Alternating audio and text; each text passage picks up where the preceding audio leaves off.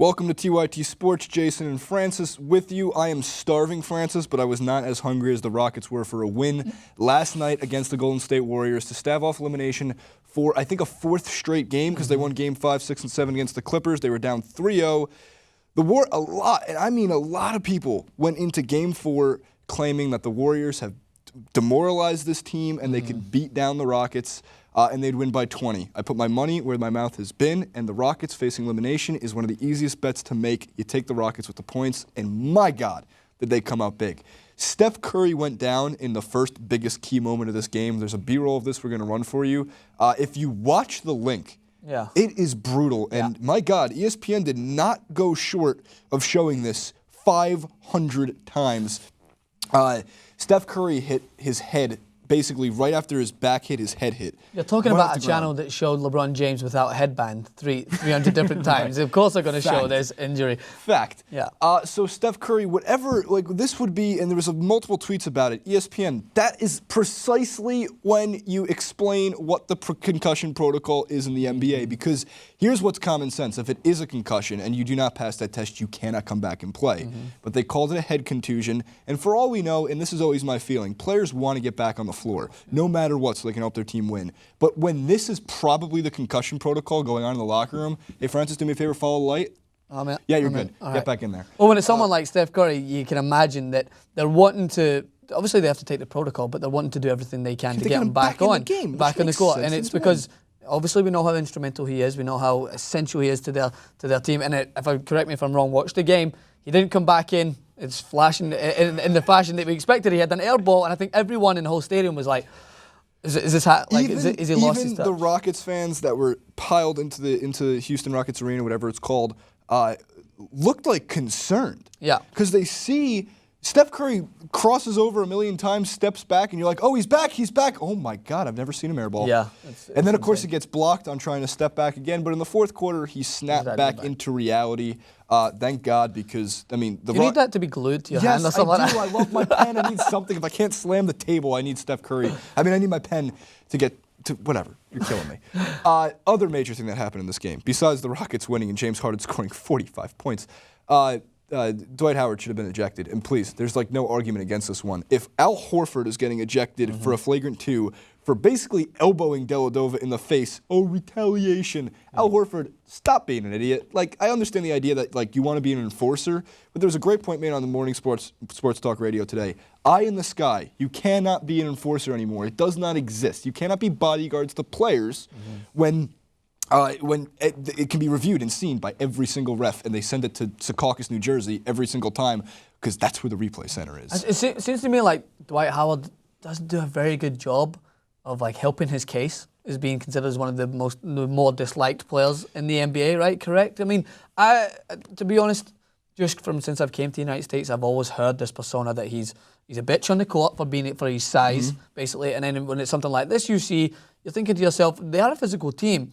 But at what point does the referee start to notice this thing about his game? You know what I mean? What protocol can be taken to kind of to someone like this to be There was problem players in the past where if they were to freak out, I mean, Ron Artest, Rasheed Wallace, even Ben Wallace of the Pistons when they were playing. I mean, Dennis Rodman. But again, it was different then because now everything can be reviewed, and once those things can go under review, even the smallest of an inkling of an idea that it's a punch or a flagrant foul can get you ejected or at least a foul shots for the other team.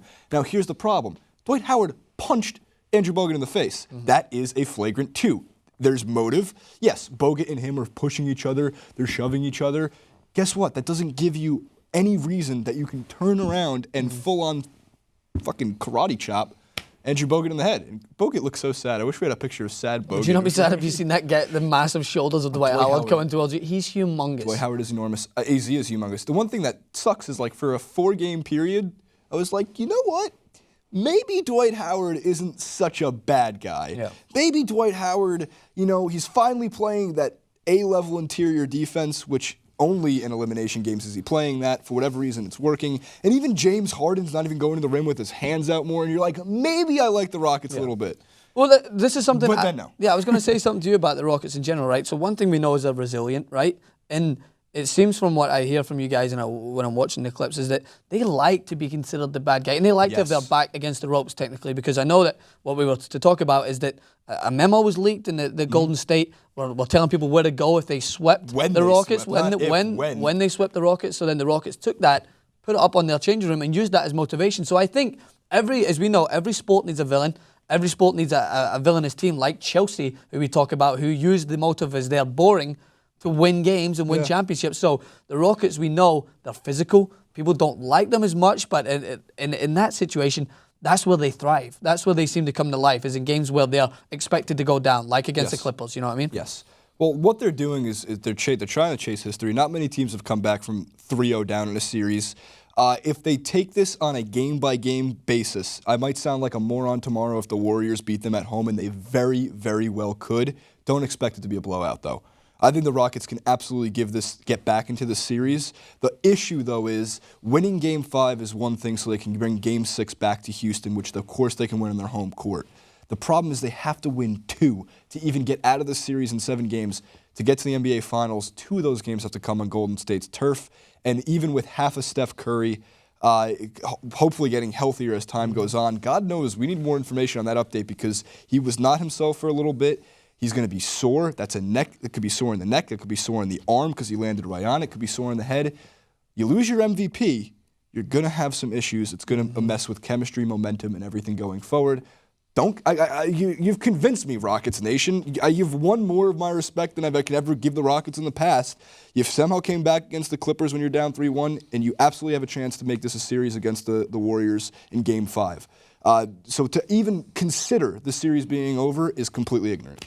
All right, so your prediction for the next game, seeing that Steph Curry might not be at full 100%, you think that the Rockets can definitely take this further? I hate giving scores, so I'm not going to, but I think the Rockets can beat Golden State in Golden State. Okay.